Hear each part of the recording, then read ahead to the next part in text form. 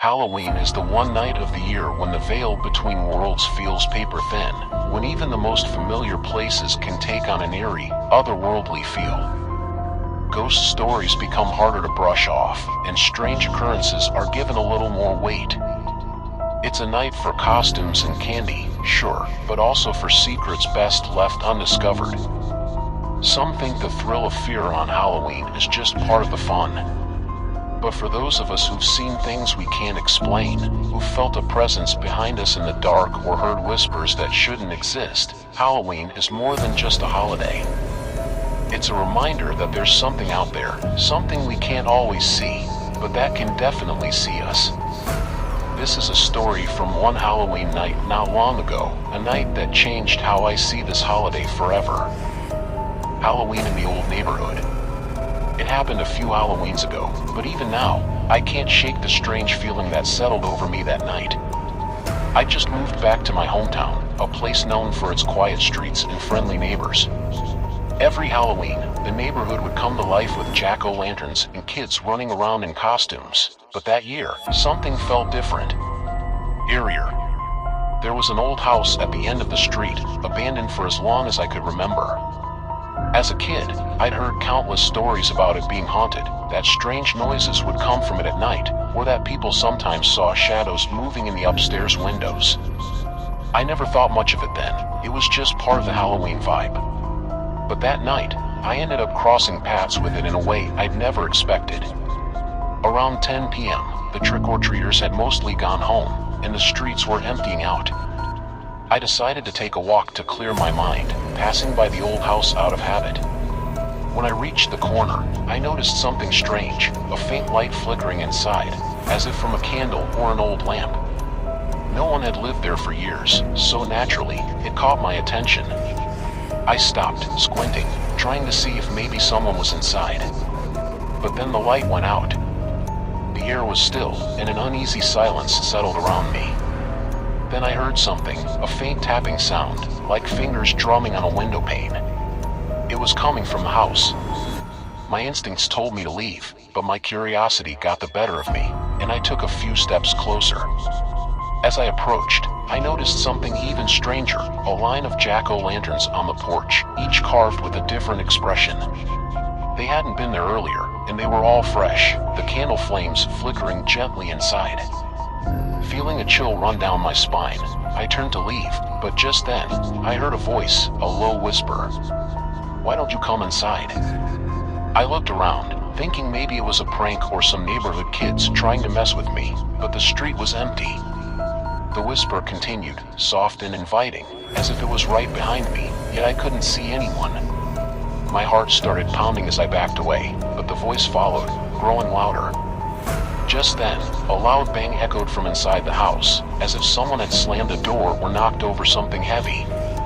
The jack-o'-lanterns' faces seemed to twist in the flickering light, each one grinning wider and more sinisterly. I didn't wait to see what would happen next. I turned and ran down the street, not stopping until I reached my house. The next morning, I went back to see if anyone had broken into the old house. But it looked as lifeless as ever, no lights, no jack-o'-lanterns on the porch. I even asked a few neighbors, but no one had seen or heard anything unusual. To this day, I avoid that street on Halloween. I don't know what happened that night, but something, or someone, was there, waiting, just out of sight. The masked stranger. Halloween night was colder than usual, and a thick fog had rolled in, making it hard to see anything past a few feet. The neighborhood was buzzing with trick-or-treaters, and I had just gotten home from a small gathering with friends. I live in a pretty quiet area, so seeing the streets empty by 11 p.m. wasn't unusual. But as I was locking up, I spotted someone standing at the edge of my driveway, barely visible through the fog. It was a tall figure in a black cloak, with a pale mask covering their face. They didn't move or make any sound, they just stood there, watching. At first, I assumed it was someone playing a Halloween prank. I waved, but they didn't respond.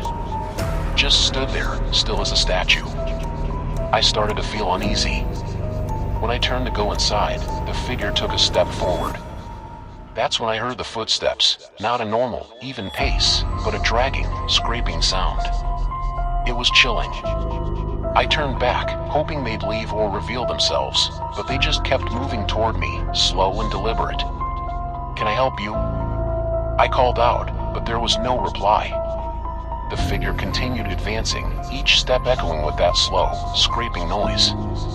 I could feel the hair on my arms standing up as I took a step back, unsure of what to do.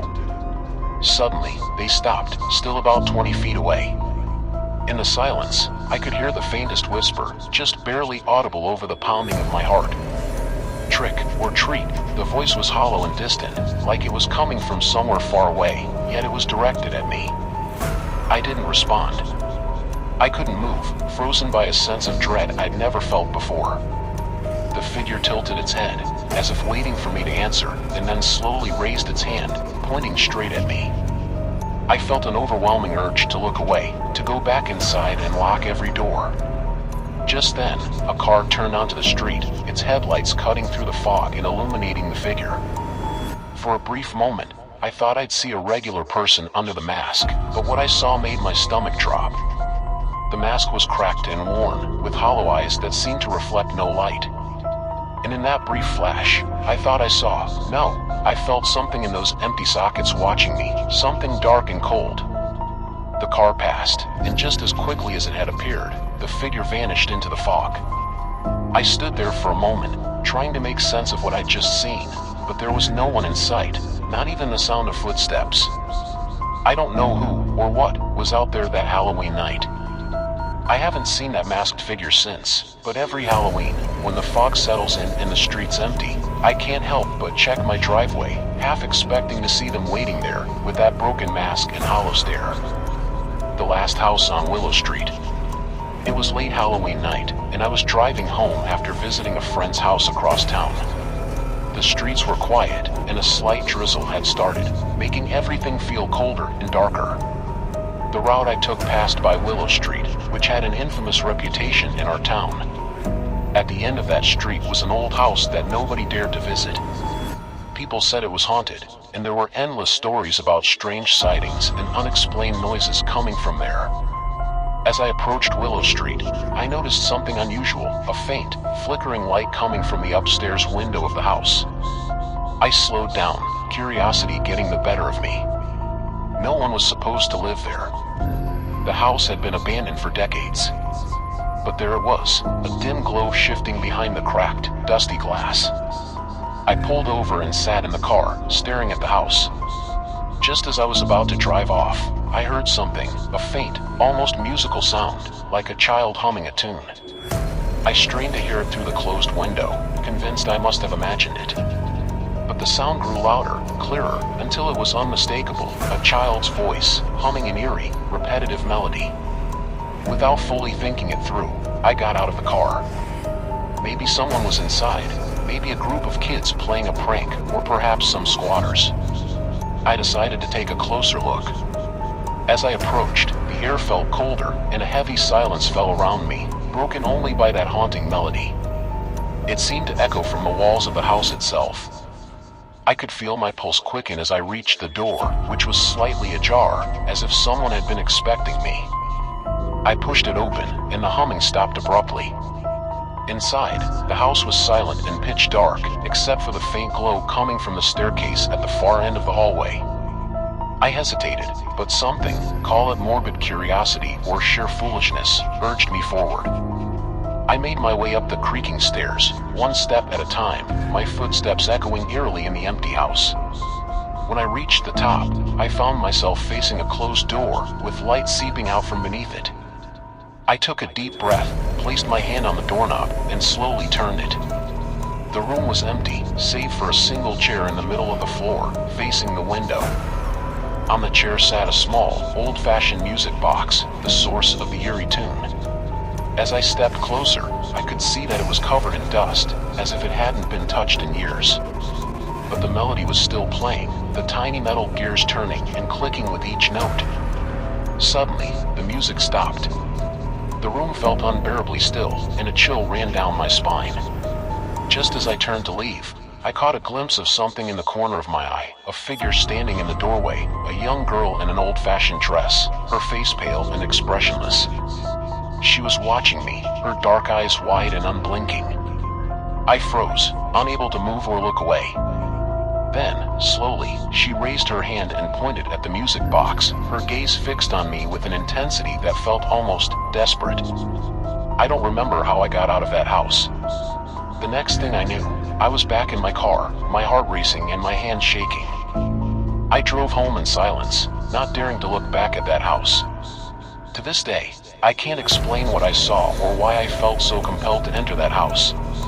All I know is that every Halloween, when I drive past Willow Street, I keep my eyes on the road and my windows rolled up, hoping to never hear that haunting melody again. The Man in the Pumpkin Field. A few years ago, I volunteered to help out at a Halloween pumpkin patch event outside town. It was supposed to be a fun evening, full of games, costumes, and jack-o'-lantern carving for families. The farm was a bit secluded, surrounded by thick woods, with only a single dirt road leading up to it. By late evening, fog had begun to roll in, giving the entire place an eerie, ghostly look. My job was simple: guide families through the pumpkin field to the barn, where they could pick and carve pumpkins. But as night fell and the families left, I noticed how empty and dark the place had become. The lights around the barn were dim, and I realized I was the last one left. The organizers hadn't given me a specific time to lock up, so I figured I'd do one last check through the field before heading out. As I walked through the rows of pumpkins, my flashlight flickering, I noticed something strange. There was a figure standing at the far end of the field, barely visible in the fog. At first, I thought it might be a straggler, someone who'd gotten lost in the dark, so I called out, "Hello? Are you lost? The event is over." There was no answer. The figure didn't move. It was just standing there, perfectly still. I felt a chill go down my spine. I called out again, louder this time, but again, no response. I started to walk toward them, trying to make out any details, but as I got closer, I realized something was wrong. The person, or whatever it was wearing an old, faded scarecrow costume, complete with a tattered straw hat and a stitched burlap sack mask over their face.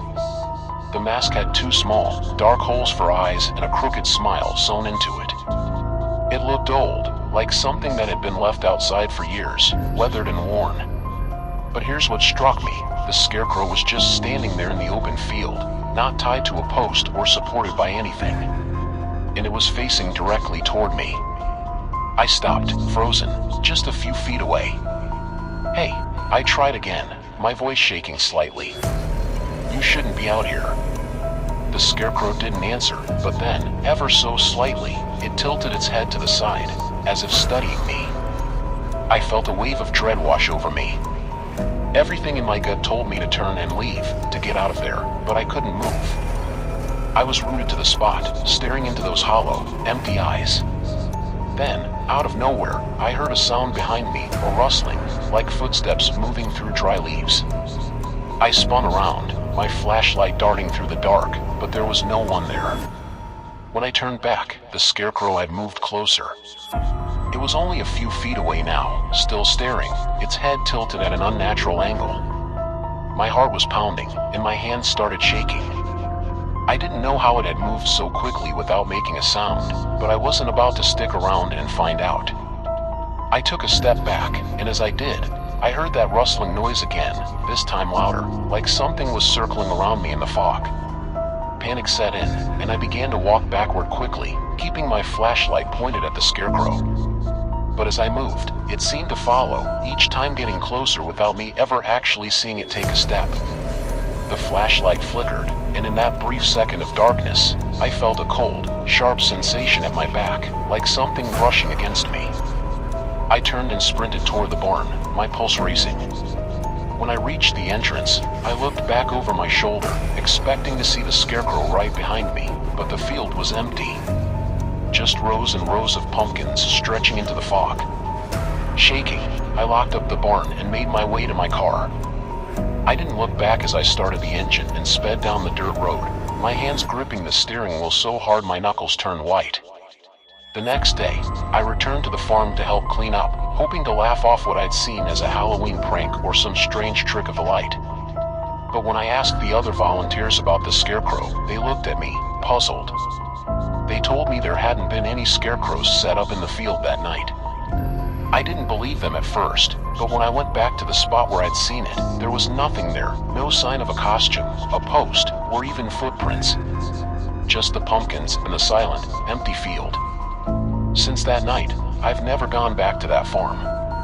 And every Halloween, when I see scarecrows in people's yards, I can't help but feel a chill, remembering those dark, hollow eyes watching me from the fog, as if waiting for me to come back.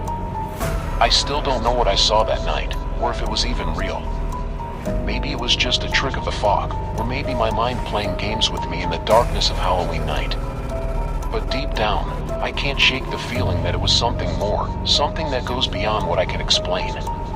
Every year as Halloween approaches, I think about the scarecrow standing in that field, the way it seemed to move without moving, and those hollow eyes that seemed to follow me even after I left.